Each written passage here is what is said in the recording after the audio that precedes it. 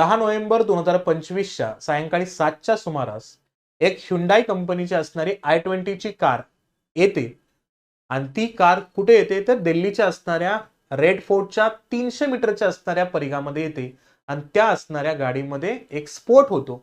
आता तो स्फोट दहशतवादी स्फोट आहे की नाही याबद्दलची अजून तर क्लॅरिटी नाहीये, पण तो स्फोट एवढा तीव्र आहे की त्या असणाऱ्या स्फोटामध्ये 10 लोक त्या ठिकाणी निष्पाप पद्धतीने मारले जातात आणि त्यापेक्षाही मुद्दा बघितला तर 20 पेक्षा जास्त लोक गंभीररित्या जखमी होतात. म्हणजे कदाचित हा मृत्यूचा आकडा वाढू शकतो.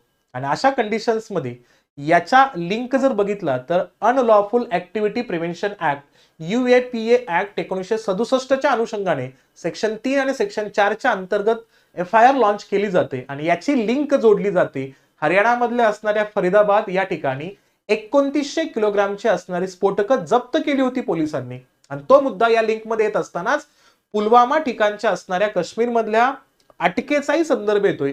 तिथं सुद्धा असे स्फोटकं त्या ठिकाणी ट्रान्सपोर्ट केली जात होती. तिथं पोलिसांनी कारवाई करून अटक केली होती आणि खूप महत्वपूर्ण आणि मोठमोठ्या घटना त्या ठिकाणी थांबवण्याचा प्रयत्न पोलिसांनी केला होता. अशा कंडिशन मध्ये या असणाऱ्या दहशतवाद्यांनी फ्रस्ट्रेशन मध्ये येऊन ही असणारी कारवाई केली का काय याबद्दलचा सुद्धा शंका उपस्थित केली जात आहे ना. आपलं असणारं डिफेन्स मिनिस्ट्री आणि आपलं असणारं होम अफेअर्स हे योग्य पद्धतीने याच्यावरती निष्कर्ष काढेल, योग्य पद्धतीचा रिपोर्ट देईल आणि त्यानंतर हा संदर्भ आपल्याला स्प्रेड होताना दिसेल.